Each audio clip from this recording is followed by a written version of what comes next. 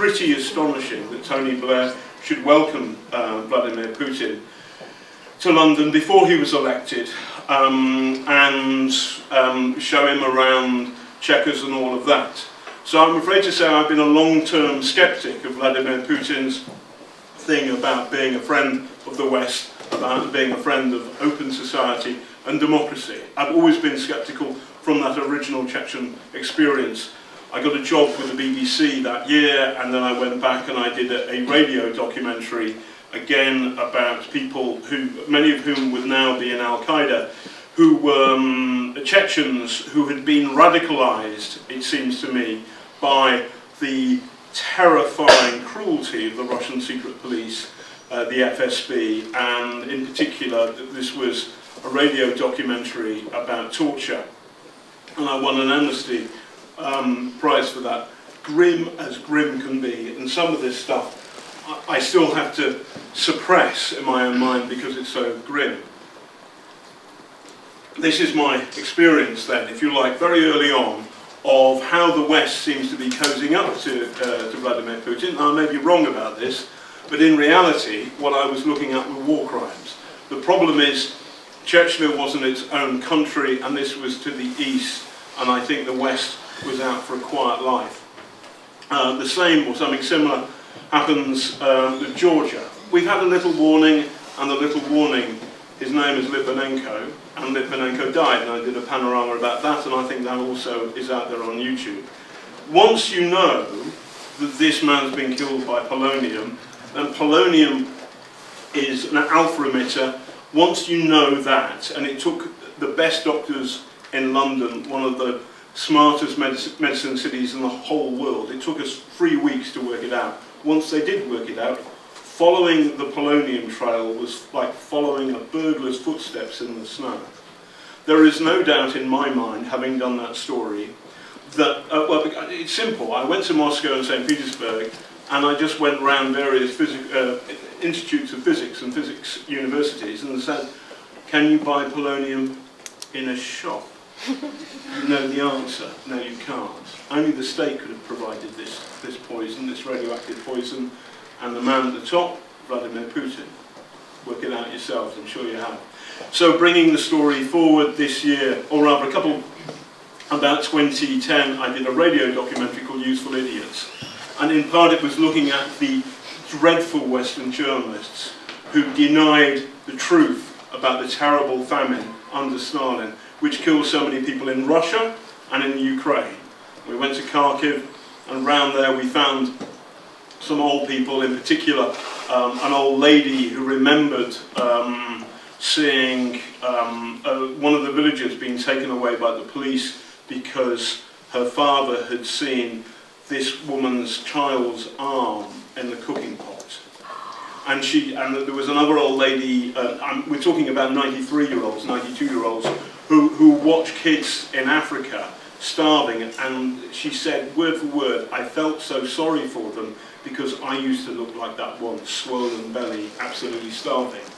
And the idea, which I find very offensive, is that in the new Russian history book, which was put out roughly this time, this awful famine got about a couple of lines, and I think there are 23 pictures of Vladimir Putin in this book. And there was a simple point for me, that the new Putin-approved history book talks about Western appeasement of Hitler from 41 onwards. Well, excuse me, my father was in the Battle of Atlantic, and his friends, many of whom died, did not appease Adolf Hitler from 1940 onwards. They were fighting him while the Russians were supplying oil and wheat and all sorts of other things to Stalin.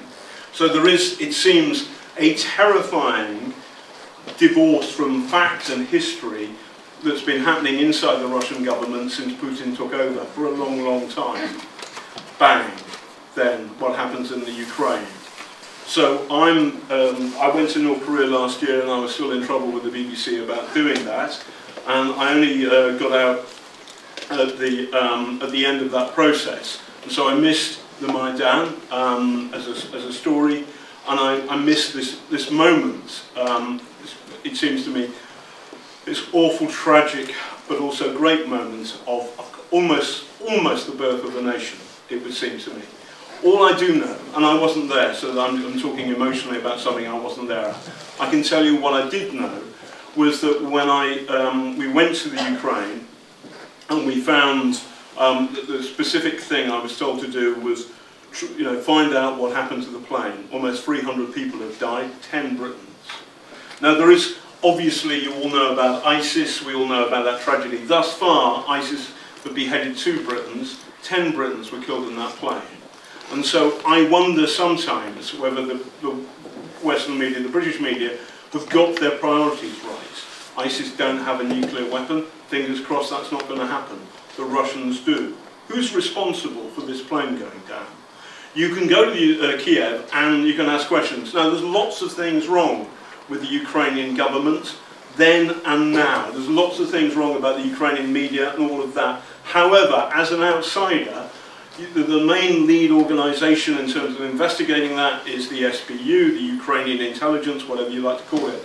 They opened their doors to us, and I talked to both the head and the head of counter-intelligence for some time, and we interviewed them.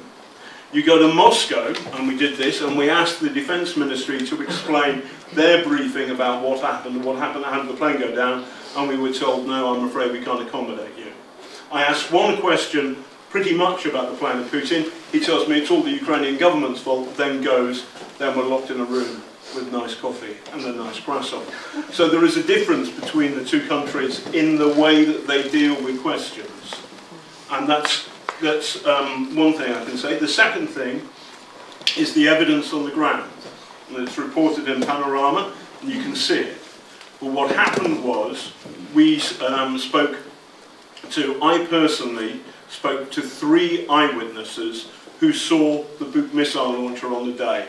And you'll know that Brown Moses has done some excellent work on the internet. Brown Moses is a silly name, well, it's his name, it's his chosen name. His real name is Elliot Higgins, and he lives in Leicester. And he's a good man. I know he's a good man because when I phone him up every now and then, he says, I can't talk now, I'm on the bus. And it's a simple truth. He is doing amazing work. What he was able to do was identify where the Buk missile launcher was kind of in real time while I was asking questions about where it had gone in the eastern Ukraine, and I was able to find places and say this is where the Buk went by, and this is all the stuff in the back of the picture, it's kosher and it looks true. And so I think we helped verify the work, or some of the work, that Elliot Higgins had done sitting in front of his computer in Leicester. But the other thing was, we managed to talk to people. And there was one eyewitness who'd seen the Buk missile launcher driving east from Donetsk, and there are lots of pictures, but actually to talk to somebody who said, no, I saw it that day, it fitted with all the other sightings and things on Twitter, bang. Then we spoke to 2 people who spoke to the Russian crew of the, they spoke to the crew of the Buk missile launcher, and they told us that they thought they were Russian army. They thought that because of their manner, their accent, and their general demeanour. Now, it may not be a fact, and you can shoot me down about this, but this is what they believe. That they believe that it was a Russian army crew with a Buk missile launcher, part of Putin's ghost army. This is an army inserted into the Ukraine by the Russians with their labels and insignia off, with the markings painted out of the tanks and guns, and indeed the Buk launcher. So it would seem to me that there is strong evidence that it was the Russian army and this ghost army, and you can call it a ghost army because there's a mounting number of graves in Russia where people have died fighting in the Ukraine while serving for the Russian army. That's the evidence. And thus far, it feels like the West, having put sanctions in place, and they may be biting, but not so bad that it's bringing down Putin or whatever. But at the moment, it seems as though we really don't want to have a fight with Vladimir Putin and the Russians. And you kind of think, you know, Prince Charles, he talks to trees, he's a bit strange. He said in a private conversation, isn't this a bit like what Hitler did? Now, I don't know, he may be wrong about this, but it feels scary, and it feels scary because for the moment it feels like the people in charge of the great democracies in Europe, and to a lesser extent, but still to an extent in the United States, are running scared of a man who is becoming more and more, it seems to me, like a dictator. Now, to be honest, this is probably the best room in the whole of London to make this argument. And I should also make the counter. I should also make a number of other points because I'm kind of running out of time. One of which is that it's great that there was a BBC report, I didn't write it, that compared Ukrainian media with the Russian media, and it said that both were capable of propaganda and both didn't do enough to give the other side's point of view. But the Ukrainians were significantly better, or significantly less bad than the Russians. Please continue. You really are doing a proper job when, as journalists, when somebody powerful says stop that, and that should continue and that should get better. Also, I feel, and this may not go down well in this room, but I feel that there is discontent, or rather the unease that the Russian speakers in the eastern Ukraine have for what's happening in Kiev hasn't been addressed in the best possible way, and more effort should be made about that. Now again, I'm not Ukrainian, and my Ukrainian friends will say, no, you're wrong about that, and it's very, very hard. All I can tell you, I know for a fact, is you ask the Ukrainians a question about what happened to the plane, for example, and they'll try and help you, or they will seem to us to be open, and you go to Moscow, no thank you, the door is closed to you. So that's a fair point to make. The war itself, what's happening on the ground is that passions are getting harder and nastier. In any civil war, both sides will make mistakes. So we can also say this about the Second World War. Before D-Day, the RAF, I think they killed at least 10,000 French civilians, entirely innocent victims of a war the British and the Allies were prosecuting against Nazi Germany. But this happens in the war. I've been to the maternity hospital in Donetsk, which had been shelled by mistake by the Ukrainian army. Ugh, how grim is that? At the same time, when I went to the Ukraine before, I've been twice, but both times I didn't sense any kind of serious disquiet or unhappiness. Whereas people who went to Yugoslavia before Yugoslavia was destroyed, you could feel the tensions between the Serbs, the Croats and the Bosniaks. Now, in the Ukraine you couldn't. So you wonder whether this is a bolted-on war. I don't know. I'd love to go back to Ukraine. I'd love to follow up these stories that I've been talking about. But I feel, the glass is half good, the glass is half empty. The half full bit, the optimistic view, is that Putin at one point had a proxy ruler in Kiev, and that's gone. And now much of the Ukraine is headed towards the west. I don't mean Disneyland and John Lewis, though there's nothing wrong with John Lewis. There's a bit wrong anyway, let's not go there. But the critical thing is it feels that for much of Ukraine it can almost feel free. But for the moment, the glass half empty, Putin has got a frozen conflict. He's good at managing these things in a minimalistic way of making his point. So in Georgia can't be a member of the European Union, it can't be a member of NATO because there's a frozen conflict. That's what he's done with Ukraine. Spoke to Khodorkovsky. We interviewed him for the film. Khodorkovsky really kind of has thought long and hard about Putin when he was in his cell in Siberia. And Khodorkovsky is a fascinating man. He's quite funny. I asked him at the end, what do you miss about prison? And he reflected on it and then burst out laughing. He said, in prison, my wife couldn't scream at me. But the other thing he said, which is interesting, I thought, was that Putin, he locked him up and then he lengthened his prison sentence. But he didn't have me killed, and he didn't kill my family. and Khodorkovsky gave me credit to do that. So what's interesting, I know everybody in the Ukraine, and I can understand your fears, are worried whether there is going to be new attacks on Mariupol or whatever. I'm sort of looking at the news all the time and seeing what's going to happen next. I wonder whether there is going to be further big moves. Number one, because the ruble is tanking, it keeps on falling and falling and falling. Number two, because he's got his goal, which is with Donetsk and Lugansk, he can block further Western, Ukraine joining NATO, Ukraine joining EU, as it stands at the moment. But my bigger anxiety has almost got nothing to do with the Ukraine. It's to our own leaders, British, American, European. What are they doing? How many clues do you need to understand that the man in the Kremlin is dangerous to our liberties? And I feel that.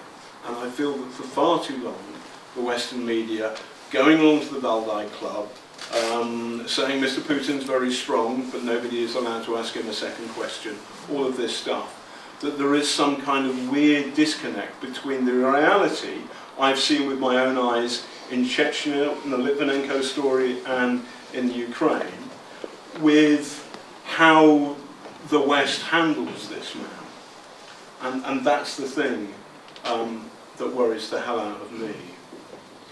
And on that rather depressing note, I'm going to stop and answer questions. Thank you.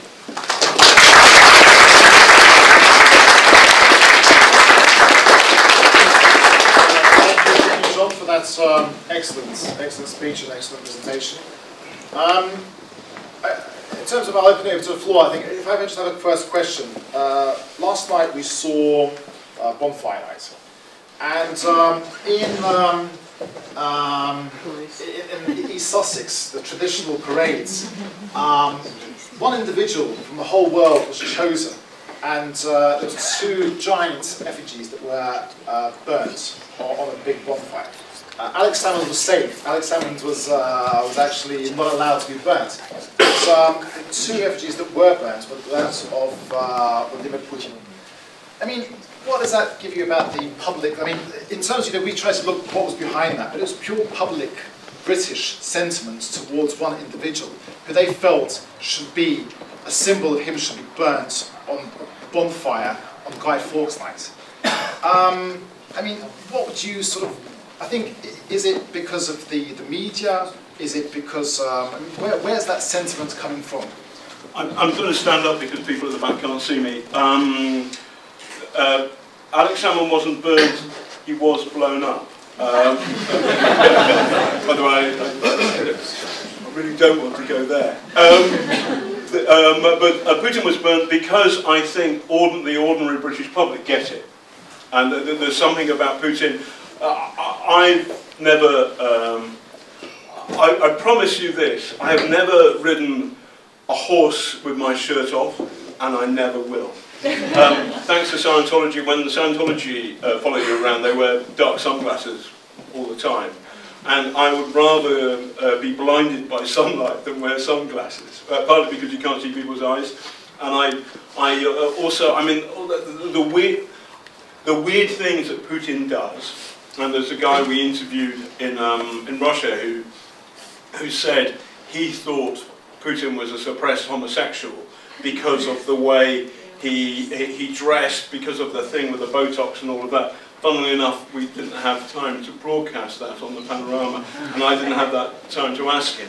But to be honest, in Britain, you can make those jokes about virtually anybody. You wouldn't want to do it with the Queen or something like that. No, they'd be wrong. But basically about politicians, they're fair game. Why is this man not fair game? Why does he dress like a plonker when he's in Siberia? What's going on there? It's a fair question. Nobody answers the question, and the people who ask those questions end up dead in Moscow, or whatever it is. So it's worrying. But I think ordinary people in Britain get it, that there's something weird and frightening about Putin. And I think our politicians, partly because of the way, for example, one of our biggest companies, British Petroleum, is in bed with in the Russian oil fields. So there's a big lot of pressure. We can't see in favour of dealing with Russia. Also, it's the world's second biggest nuclear power, I guess. I mean, the Chinese are catching up fast, I'm sure. But, and here's the Kremlin phoning right now. I think ordinary people get it, and I think that ordinary people got Hitler. We don't want to have a war with the Russians. We don't want to have to spend, you know, we don't want to have to close down our airspace, and we don't want to have our holiday makers die in a sunflower field in the Ukraine. So we don't want this thing. We don't want this conflict. The problem is that wish, it seems to me, is driving a kind of crazy kind of blindness to the danger that we do face. And also, it seems that there are people like Roman Abramovich who own Chelsea, and the guy, what's his name, who owns Arsenal? Usmanov. Now, welcome to London, but like, whose side are you on this? I mean, like, you know, sanctions will, if sanctions bite further, maybe people can't fly from Russia, can't see their families, all that stuff. That's ordinary people having their lives ruined. People, the Polish apple farmers are worried all that stuff's happening. Well, what about the rich Russians? Can they not contribute in some way to the pain we're all having to enjoy? I mean, there are serious questions. But I think ordinary Brits get it. At the moment, the people in the corridors of power seem not to want to get it because of the consequences. My question, is Russia today a threat? Are we... Is it a TV station or the... well, both, but there's Russia Today. They opened a massive office in London, and are we in danger of having an alternative reality created in the minds of British people? I'm not sure where I read this, on Twitter or somewhere else, but somebody pointed out, oh no, it was in the Sunday Times, and there was an article by Dominic Lawson, and in part it had a go at Seamus Milner, who writes for The Guardian, and he chaired something at the Valdai conference, in which I always think of,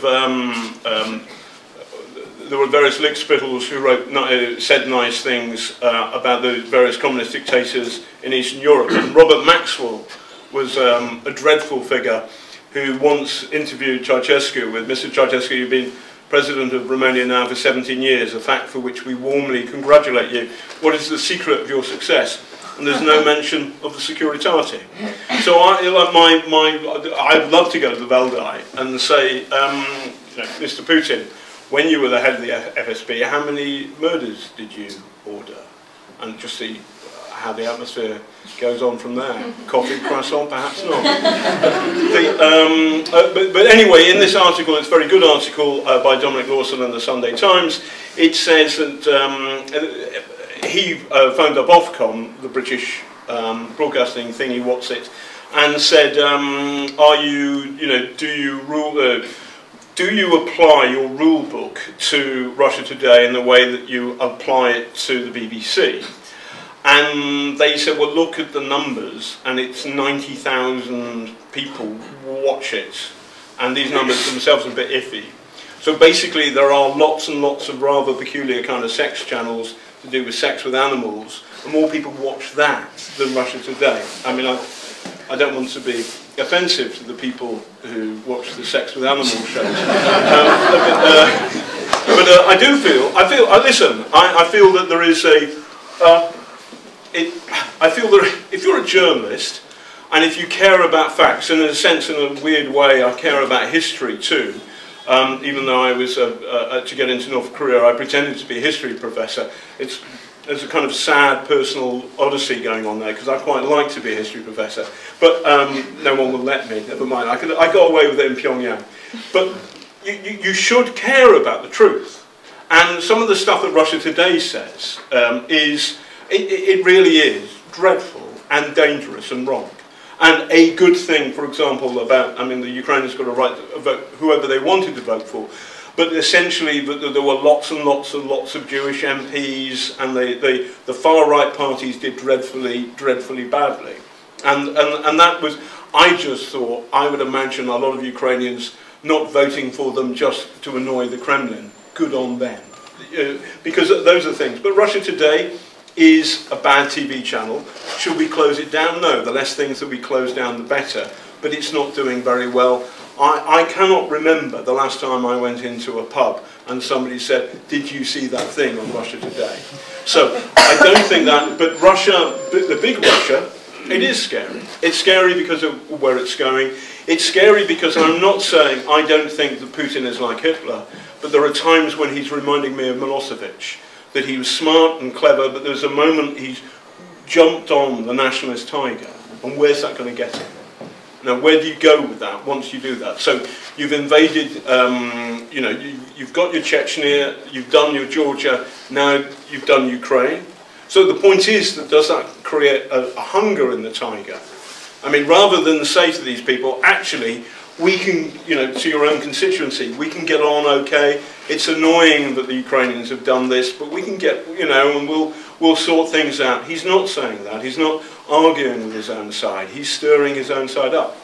And this divorce between what the Ukrainians and what the Europeans think about what's happening in the Ukraine and what the Russians think about happening in the Ukraine, that's really scary.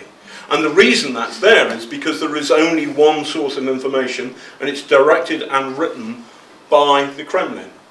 And trying to get some alternative voices going or whatever, it's very, very difficult. So it is scary.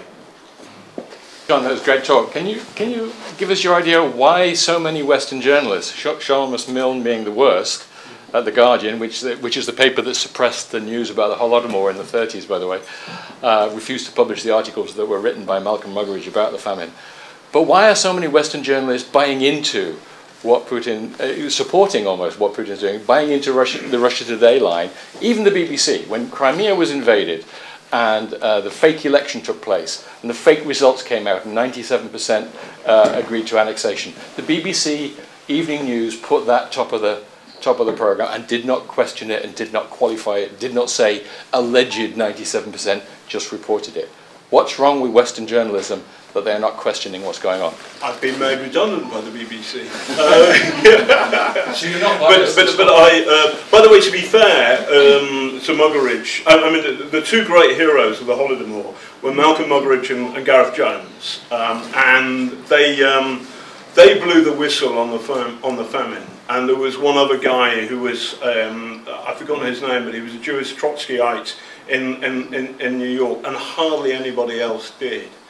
And the great evil man in this was Walter Duranty, who won a Pulitzer, and he said there is no famine. And that tells you all you need to know about journalistic prizes. But I think most Western journalists get Russia, they get details wrong.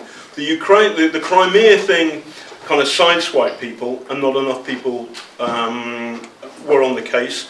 Clearly, I mean, my favourite thing recently is the Russian Ministry of Foreign Affairs have respected the referendum, the vote in Donetsk, Lugansk, and in, I think, Donetsk it was 101% voted. So my question is, how can you respect an election in which there are more votes than voters? I mean, I may be wrong and foolish about this, but there you go. I think most people get it.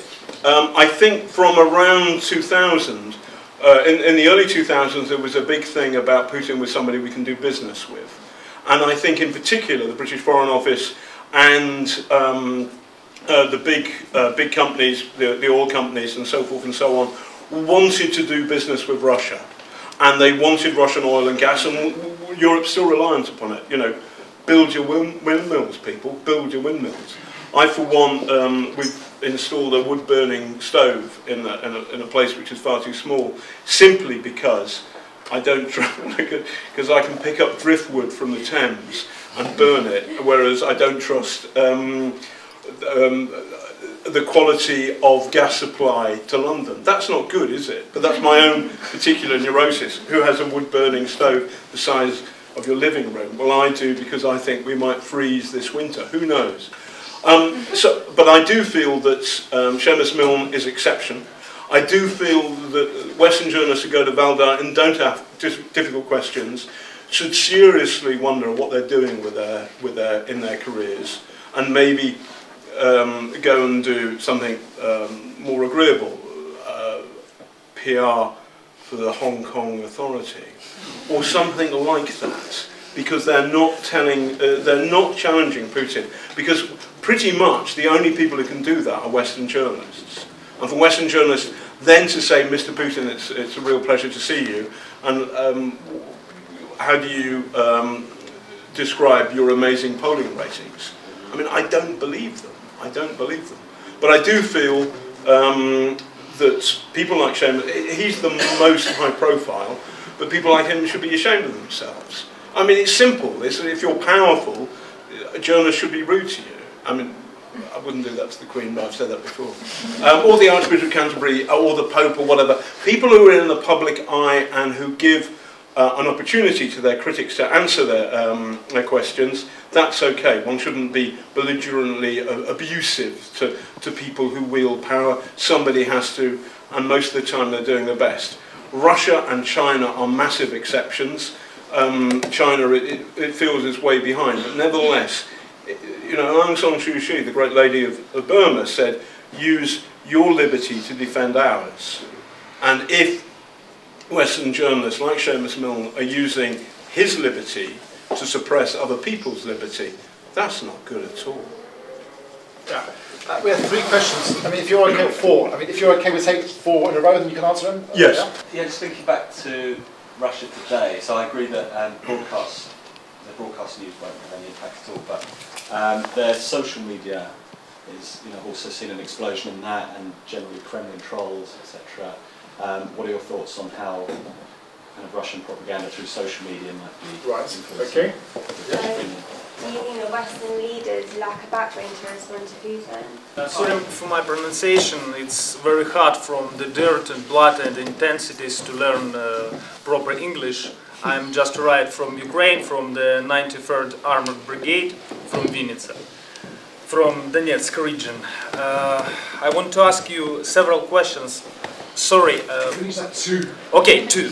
First one about what we should do with British journalists which are working with DNR and LNR terrorists, because 1 week ago we catch a guy, Graham Phillips, from Nottingham, who are working with DNR separatists and are trying every morning to post news about bad people in Ukraine and a fantastic Russian peacemakers saving eastern Ukraine. Okay. What should we do with them? Second question. Try it.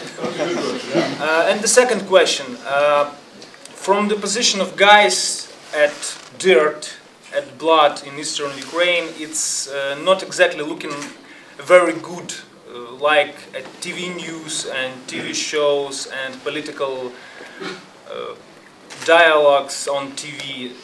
I want to ask you what to do for the guys like me, for the guys like any army guy who are right now sitting in eastern Ukraine, fighting for Ukraine against Russia. It's not anti-terrorist operation anymore. For half a year it's a war. It's a damned war. It's exactly like Chechnya, just a little smaller count of casualties, but the real count is much bigger than you are shown on TV from both sides. Actually, I wanted to make a remark first. Like you say, you gave an awards to both great Russian journalists that got killed. May we just make an offer for you not to give them any more awards? We want them alive and to do their job well. Well, I know it's a joke, especially after what the last gentleman said. But the real question is, you said you love history, and I would like to ask you, don't you think that this war in Ukraine, with the way things are turning out, is very similar to the war of the Russian Empire against Japan in the beginning of the 20th century, which is, in my opinion, was probably the first and the hardest nail, which ended up being in the coffin of the Russian Empire at that time? In a big open society, you've got to have tolerance for people who are who say things which may be incredibly annoying. It's to the Ukrainians. It reflects the Ukraine in a good light that you can arrest this guy and let him go or whatever, and you know he's not dead. So that's a good thing, and I'm not advocating for him to be dead at all. I think also the vast majority of people and the vast majority of journalists understand what's happened. The difficulty is keeping the story at the front of people's minds. And as I said, I mean, there is much, much more about what's happening with ISIS. And the problem with ISIS is there are ISIS people who have gone to Syria and Iraq and are fighting alongside ISIS who come from Britain. So there is a terrible fear in Britain of what the future holds if these people are willing enough to risk their lives and possibly commit suicide. If they can do that in Syria, in Iraq, they can do that in London, Manchester, Birmingham. So that's a big, big frightening thing at the front of people's minds. At the same time, what we've got, it seems, at the moment is the second biggest nuclear power on Earth behaving in a way which is deeply frightening. First of all, the trolls. Let's do this point by point. The trolls, again, it's something like the internet, Twitter. It's difficult. After I made the Panorama film, I got a lot of aggressive comments from various people who seem to back the Kremlin, and I'm used to be honest, I'm used to being in this kind of argument, and so it doesn't worry me over much. You're right. The problem with the internet and Twitter is it's unpoliced, and so this stuff goes there. I think over time people will realise that it's nonsense. And although these are like mosquito bites, I don't think they have a deep effect. And I think most people get it that there's something wrong about what they're saying. The second question was the backbone. Backbone. Good question. Jellyfish. Here's the problem: is that if you're the head of, the British Prime Minister, the French President, Obama, or whatever, you've got so many problems. And I think there are so many problems in the world, you'd kind of like to have Putin and Russia not being a problem. So, and the Germans, I think actually Angela Merkel has got she didn't go to the Beijing Olympics because she was brought up in East Germany. She understands something that's going on, but even she's got her set of problems, they're more economic or whatever. I feel that this is the fight they don't want to have. And you can understand it. You don't want to go into a sort of war or battle or economic war with somebody as big and powerful and as rich as Russia, because it's a real problem. The thing is, how many times has it got to be before you say, listen, I'm sorry, that's unacceptable, don't do that again? And certainly, I mean, the use of a radiation weapon on the streets of London, that was utterly disgraceful, and only now, after the plane went down, did we say, okay, we'll have a public inquiry. That was a good moment, but why did it take 6, 7 years for that to happen? So I do think there is an issue, there's an issue about political backbone and political jellyfishness. The problem is, if you say to Putin, no more, that's enough, then you're going to have to either look weak or follow through. And I don't think that our leaders are happy about that. The next question. History professor about Japan. History, yes, I haven't given anybody an award, and I'm not. It spooked me. About Japan, that's an interesting thing. You know, don't you? I mean, I do look at the price of the ruble, and it's sliding and sliding and sliding. And the word is that the oligarchs, the Abramoviches, and the people closer to him, the richer oligarchs, are saying, listen, are you sure you're doing the right thing here? The problem is that after 12, 14 years ineffective power, the switch with Medvedev, there's a wonderful guy called Donald Rayfield who wrote a wonderful book called Stalin and his Hangman. And I once asked him, what do you think to Medvedev? And he said, yes, President Medvedev, Al Capone's lawyer. Now, what you've got is a man who's been in power for 14 years, and it feels like he's going to be in power for longer and longer and longer and longer.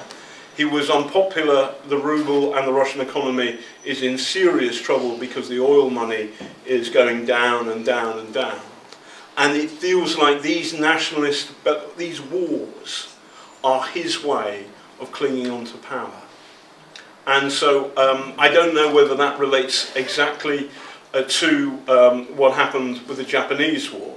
I don't think it does, and I don't want to... a history professor doesn't, and I'm not a real one, a history professor doesn't predict the future most of the time. So I don't know, that's your analysis. I do feel that Putin is in a jam, and the worry is he's doing this thing of having wars with his neighbours on thin pretext, so that his own people forget the truth that he's been in power too long and he's failing, not succeeding. And the question from the front, what to do for the Ukrainian army? Well, carry on doing your thing, I suppose. And remember, I'm a British journalist. I'm not a fighter with you. It's not my job. You did, not you, I'm sure. And I'm very happily share a drink with you. But our Ukrainian translator, who got us to the crash site twice, and believe you me, seeing those poor people's stuff laid out in the sunflower field in Ukraine is one of the most grimmest sights I've ever seen in my entire life. But this guy, I told him he was a fool. Anyway, I like him and he's a good man, but he showed his DPR press pass, and he was a loyal and patriotic Ukrainian, as he would put it, to the right sector troops, and they thought he was a spy, and they held him in a pit for 4 days. So like that, and he was our fixer. And please don't do that. And I'm sure you're not doing that stuff. My own impression on the ground was the Ukrainian fighters were better disciplined. The Ukrainian army was better disciplined, more correct. I felt easier in their presence. On the other hand, I've also got to deal with the people from the DNR, the Donetsk People's Republic, etc.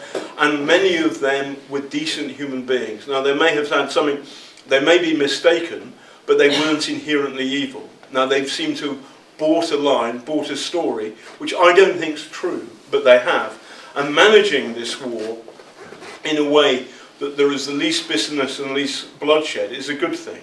So I have some sympathy for what Kiev Poroshenko was doing in terms of trying to to both stand up for the Ukraine and Ukraine's future, and at the same time to not go crazy about it, for the rhetoric to be kind of resigned and grim-faced rather than openly aggressive. And that's how I saw the Ukrainian army. But remember, I'm a journalist, and I'm partly here observing. I'm observing what's going on. I'm not a party. I'm saying that partly because I go back, but I'm not a party to this war, nor is my country. Nevertheless, this war came to my countrymen, didn't it? 10 people died. All I'm trying to do is ask questions. I ask those questions, and what I see is there is a big difference between the way Kiev behaves and the way Moscow behaves. And I don't think I can answer your point much more than that. Okay. Well, I think on that note, all that's left is for me, and on behalf of everybody here, to say, John, a very big thank you for everything you've done so far, and we look forward to your work, hopefully also about Ukraine in the future. And when anything new about Ukraine comes out, you're always welcome here. So on behalf of everybody, just like to a round of applause for John.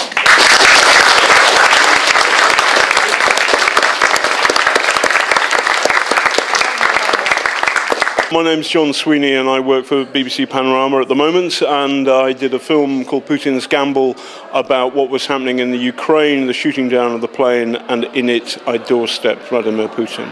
Great, thank you for your panorama. We've all enjoyed it, and you are a very brave man to have asked Mr. Putin the question you've asked him. What brought you here today to the Ukrainian Institute? Well, I was invited, but I do feel there's a disconnect, it seems to me, and this is my own view, not that of the BBC, between what's happening on the ground in Ukraine and how it's portrayed in most of the Western media. It feels like that this is an invasion by Russia, that there is, this is the evidence, there are many, many, many accents from Moscow, there are graves back in Russia of soldiers who'd been killed fighting in the Ukraine, but they've ripped off their epaulets, their tanks and so forth have been whited out. And there's an issue, because it feels like Ukraine is fighting a ghost army from Russia. But the evidence of this ghost army is there. And in particular, it seems that there's strong evidence that the Buk missile launcher that shot down the Malaysian plane had come from Russia. Leastways, I have spoken to 2 eyewitnesses who spoke to the crew, and they thought they were Russian army. That's not an absolute fact, but that's where the evidence points towards. So it's concerning, isn't it, if our Western leaders continue to talk and break bread with Vladimir Putin, while at the same time there is an issue about where this,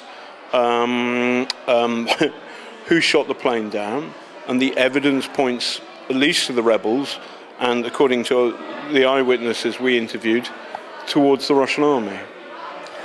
Coming back to the covering of the story of the Malaysian airplane, we remember that back a while ago there was an airplane that gone missing, and of that story people have talked for weeks and weeks and weeks, and yet it seems that only a few days have covered the story of the plane being shot where 10 Brits were killed.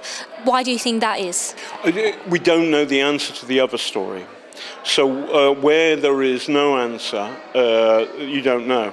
At the moment, the Dutch are investigating. They're the lead investigators in this because 190 Dutch people died. And they will take a long time. But I've been told that the Dutch, it may take 15 years, but they will investigate this. So there's a difference. There's a lot of stuff out there on the internet, on Twitter, about what happened to the plane that disappeared in the Southern Ocean. But at some point, the Dutch will find, I believe, who shot that plane down. And at the moment, the evidence is pointing towards the Russian side. So we've heard also that the Ukrainian people are saying that the Ukrainian army is shooting at the residential areas. Some other people saying that it's the rebels who are shooting. And some are saying that there is a third side. Have you had any evidence at all of the third side? No, this is essentially this is a civil war, and in civil wars terrible things happen. You've got to remember that during, for example, the Second World War, before D-Day, the RAF killed around 10,000 entirely innocent French civilians because they lived near major French railway stations. To defeat the Nazis, they did that. It was a bad thing to do, but to let the Nazis win was the worst thing. So the Ukrainian army position, I believe, is that they're fighting. Civilian casualties will naturally follow. There are no good sides in the civil war. It's tragic that the civil war has started. So the big question is, who started it and why? And again, the answer to that question appears to be towards the Russian side. I have no doubt that the Russian army, where the evidence points strongly, all of these, this motorcade, we showed it on Panorama, that's there. Also, I have no doubt the Ukrainian army has done foolish things. Some of the people may be fanatics. Some of the civilian damage has been caused by the Ukrainian army. It's a civil war, that kind of thing happens. At the same time, the Ukrainians would say, is it a civil war, or are we responding to aggression from the Kremlin? It feels like that's what's happened, and that is why Western sanctions are in place. So, but I covered the wars in Yugoslavia, and I just feel that now in the 21st century, the idea that we're still seeing a war in Europe, it saddens me so much, and the war should stop, and people in power in Western capitals, including London, to do more to try and stop it. When will the mankind learn that wars only bring millions and millions of death and years of ruin? And when will we learn? That question is above my pay grade. That's a shame, because that's the one that many ask. And could this be the end of Vladimir Putin's career? Can it be at all that, despite the fear or whatever you call of the Western leaders, can this be the end of Vladimir Putin's political career at all? Who knows? I don't know. All I do know is I asked him about the killings in the Ukraine, not just the Ukrainians and the Russians, but also the Dutch, the Malaysians and the British. I was talking about the plane, and he didn't answer my question, and that's bad. If you're in power, you should answer people's questions. So the question hangs over Putin. The ruble is sliding. His popularity in Russia, they say, is immense. But I question that. I don't know the answer to your question, but I do feel that until we know who shot the plane down and why, people like me, not just me, but many, many people, including journalists and lawmakers in Russia and in the Ukraine, won't stop asking that question. How do those people come to die? And just a last question. Is there anything that you would like to wish to those of us who stay here praying for all the Ukrainians in London? That's a difficult question because I don't want to appear to be partisan, overly partisan, the one to the other. So I kind of don't want to answer that. But I do feel there is a current sentiment against kind of immigrants at the moment, and I just like to remind myself that my name is Sweeney, and that is an Irish name, and I am an immigrant. So I would say, welcome to Britain.